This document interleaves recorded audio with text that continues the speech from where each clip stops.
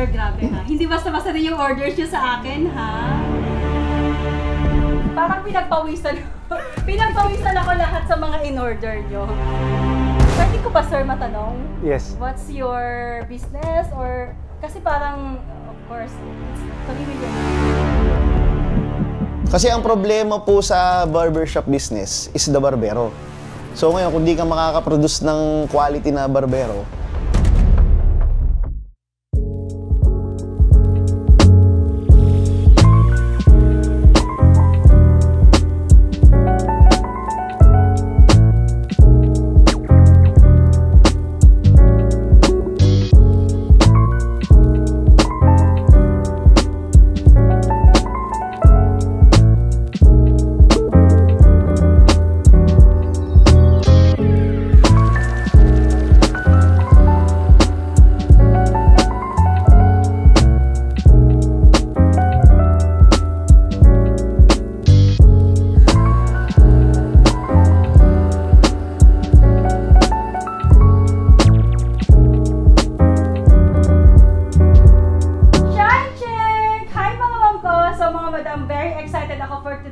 natin mga mungko kasi ma'am, i-deliver natin ang ating item with one of our super VIP client ma'am. So we have here Sir Martin. Hi. Sir Martin, thank you very much for your time, of course. And Sir Louie, partner ko. Business partner or partner? Business partner. Okay. So, i-clear ko lang po, you are a business partner. Yes. Okay. So, Sir Louie and Sir Martin, thank you so much, sir, for your time. Sir, grabe ha. Hindi basta-basta din yung orders nyo sa akin, ha? Buti pa, sir, kayo na lang mag-open lahat. Kayo na lang siguro. Kayo na lang mag-open lahat. Sige. Pero ikaw na kasi iba yung touch ng babae pag kayo. Ganun ba? Oo, kasi kami, taga-bili lang naman kami. Ganda nito para sa 85,000. Actually, sir, that's unisex. That item. Lahat pala dalawa binili ko. Dapat. Para sa products, okay ah. Hindi, I mean, sulit naman. Pwede na. Gusto mo pa dagdagan, sir? Parang pinagpawisan ako lahat sa mga in-order nyo. Ayan, so, pwede ko ba, sir, matanong? Yes. What's your business? Or, kasi parang, of course, it's 3 million is 3 million. Yes, actually, mabigat siya pero kung sulit mo.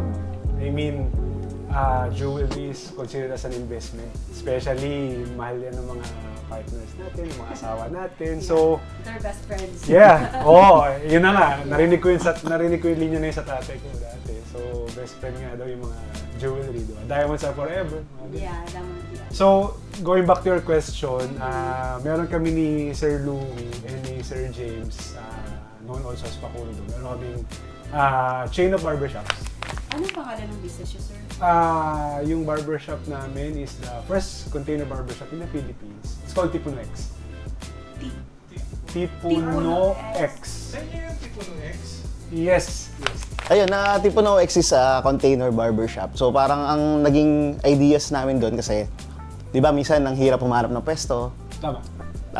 So ngayon, kaya tapos sa Philippines kasi wala masyadong ganun eh. Wala. Tayo una. So kaya nag-ano kami, since ako, ang business ko kasi is prefab. Saka mga tiny houses. Yun yung binibuild namin. So, in-incorporate namin since si Martin ay may barbershop na. So you're a business partners? Yes.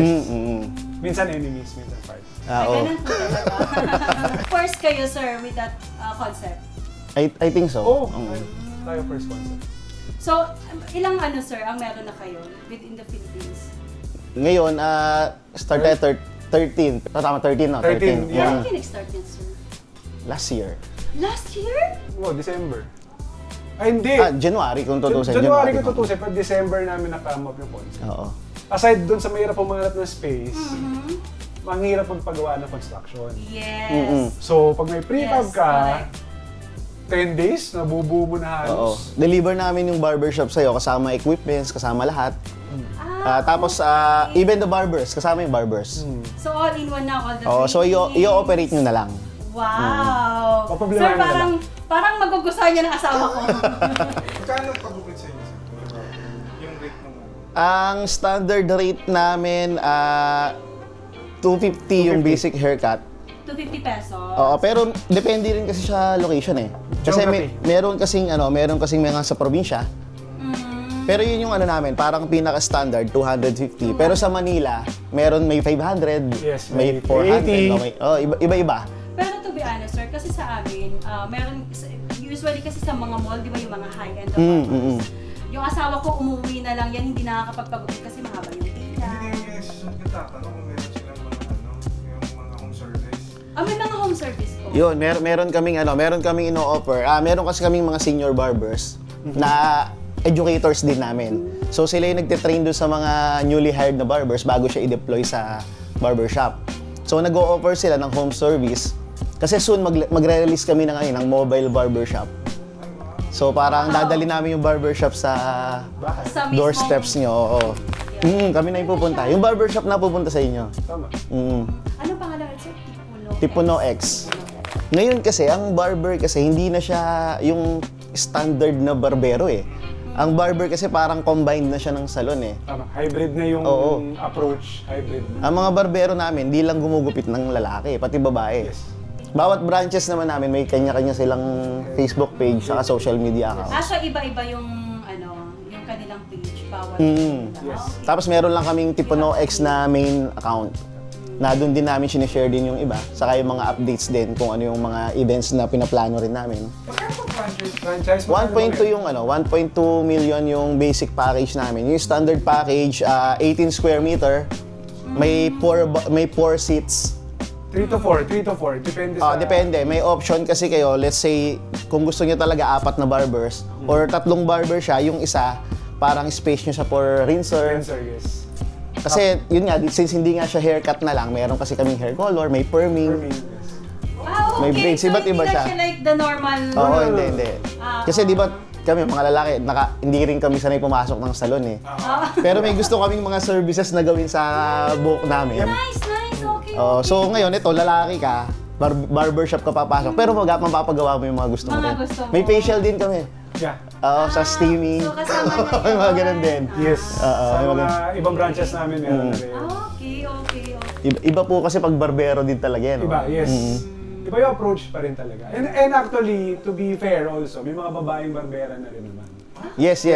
Marami Marami yan, na. oo. So, talagang hybrid na talaga siya. Pero yung kwento ng barbero, ano pa rin? Hindi mawawala talaga. Hindi mawawala. Yun ang nagpapasaya sa barbershop eh. Yes. Yung kwentong barbero talaga, di ba? And even sa aming mga owners, pati kami binabarbero. Franchise fee is 1.2 million. Yes, 1. Including everything. Lahat na yun. May mga facial na din. Training, sir. Kasama ng training ng barbers. Even the barbers, let's say nagka-problem kayo along the way, pasaway yung barbero, hindi pumapasok. So kami, ire-replace namin yung barbero. Okay, so the customer service Yes. there. Dire-diretso Yes siya. po. Kasi ang problema po sa barbershop business is the barbero. So ngayon, kung di ka makakaproduce ng quality na barbero, parang hindi rin magpo-prosper yung yung barbershop mo eh. Kasi mga senior barbers, sila rin yung nag-aaral ng training. So, Yes po. yung quality talaga ng standard. Yes po. Nagkaroon na siya ng system para sustainable yung negosyo. Tsaka po yung mga senior barbers namin na nag-train sila sa ibang bansa. Yes. Tapos ito nga po, magkakaroon kami ng Barber Expo sa Malaysia. Yes. Ire-represent niya yung Tipuno X. Yes. Pero syempre under Philippines pa rin. Of course. Wow. Kailan yun, sir? Proud naman niya. September 6 to 8. 6 to 8. So even that, parang hindi ako makapaniwala, even that gupit-gupit mo expo. So syempre bago ka gupitan, may mga lalaki kasi na hindi nila alam kung anong gusto nilang gupit eh. Oo po. So nahihirapan sila, di yung barbero, sila yung nagsasuggest ano yung bagay sa facial structure nila. Yes. Anong magandang gupit.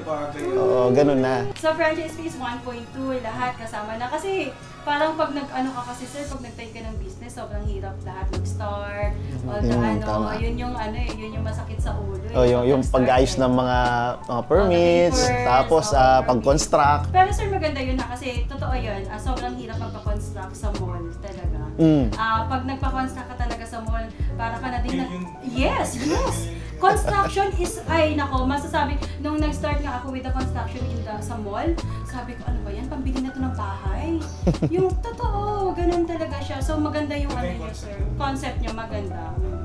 Tapos after that, hindi na thank you, like wala ka nang ikaw na bahalap dyan, parang ganun. Ano po, ang inaano namin kasi lifetime partnership talaga. So parang kami mismo na owners, kami mismo yung umiikot. Umiikot kami. Sinusure namin na quality kasi yung yung service na binibigay. Okay, so parang hindi siya porket franchise, talagang Yes kayo po. lahat. Yes. Saka yun nga, maganda yung mga franchises namin, maging mga kaibigan na rin namin sa totoong buhay talaga. Yes, and we have also businesses together na rin. Oo. So, binuo na rin namin yung ecosystem, so parehas naman yung Pero no joke, sir, parang nag-i-interested ako kasi ano po yun. Pero kung interested na rin ba ako mag-franchise or paano yun, sir? Nasa kayo kukontakin? Meron kaming website, www.tipunoxph.com. So, nandun na lahat ng products namin, nandun din lahat ng contact numbers. All the inclusion. Yes, tas meron yung social media accounts namin na TipunoXPH. sa IG, IG, TikTok, Facebook. YouTube. Nagsisimula na kami mag-YouTube. Tanong ko, sir, bakit may X? Yan yung ano niya. May apparel din. Yes, may apparel kami. Kasi may X eh. Tipuno X Merc. Yan, actually, ilo-launch pa lang namin siya. Yes, aside po kasi ma'am sa barbershop, may trading side din kasi si Tipuno X. Meron kami mga kine-carrying products. May kine-carry kaming products, meron kaming mga equipments. Kami po ang exclusive distributor ni JRL Professional from the US. Gusto ko yan, sir. Mahal ba yan? Kasi overpricing yun. Hindi, very affordable. Very affordable. Kung affordable sa'yo, affordable din sa akin. Ayaw kasi namin na maging sobrang expensive ng service. Gusto namin na high-end yung dating ng barbershop, pero yung hindi siya ganun ka-expensive. Kumbaga afford siya ng mga... Makita natin lahat ng classes na gusto makasubo. Kunin ko yung merch namin para sa Sir, inyo. wow! Parang ako pa tuloy. Ako pa yung tatuwa. Ako yung nabigyan ng freebies. Yes. Ito, brother. First time na ako yung nabigyan na. Alam niyo na mga mom ko. Ma'am, ito po, sweatshirt Ang ganda ni Dad. sa malalamig Ay, na maganda. panahon. Ito, kay Ito Sir hoodie yan. kay sir. So hindi mo May pa-hoodie Oh, wow. So hindi mo nalalabas sa market. Hindi pa. First time. Ito, so, kay ma'am kay... Ganda. Ma'am, Oh, thank you Natawa ako. Natawa ako. Ang ganda naman ng X na to. Parang pinapatent mo na to. naka-trademark siya. Oo, naka-trademark siya. Nice. Yeah. Oo, yun yung importante sa business natin ngayon. Yes. Kasi may mga ibang business ako na talaga yung trademark yung yung X. Ito. Yes po, meron akong Shock X. Bar naman siya. Parang club. Bar, okay. Chooks. Tapos Shock X Lab. Construction naman. Ang dami niyo palang mga pinagkakabalan sa buhay. Kaya nang pala. Bibili rin yan. Dahil marami siyang business. Bibili. Ito na sa'yo. Business partner dapat sir, hindi ka magkakabalan. Matik. Para magpapasubo ako Pasayo ko ng bag. May kukunin lang ako. Kasi sir, ang ano talaga. Oo. Buti na lang. Perfect. Perfect talaga na nagdala din kami. Ano ba yan? Sir. Pero may kukunin lang ako. Ay, Pero by the way, ito yung isa tayong produkto. May kukunin lang sana ako talaga. Sorry. actually, this is the JRL Professional. Yan. Na kinikerry namin dito sa Philippines. Tapos sila-launch na rin. Ay, Meron, bongga po yun. O gusto mo tayong dalawa since partners tayo, tag-isa tayo. Parang na-intro yung nga kayo na. bibilin mo to, bilhin ko to. Tag-isa tayo. Hindi, mali. Marami pa silang stock niyan. Ito, bili mo para sa birthday ng asawa mo. Ito, para sa'yo. Tapos dahil marami na akong kinuha, saka tayo bibili ulit. Tama.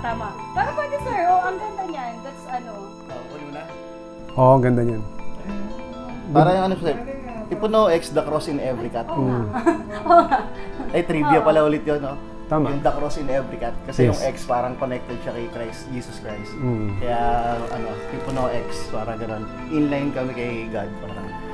Hindi, sa'yo na to lahat. Pero Sir, seryoso, hindi halata. Pero seryoso. Kaya yung tagline namin is Sorry, sir. the cross in every cat. Wow, nice. May ganun pala talaga. Meron siya talagang ganun Well, tagline. don't judge. Totoo yun. Bye!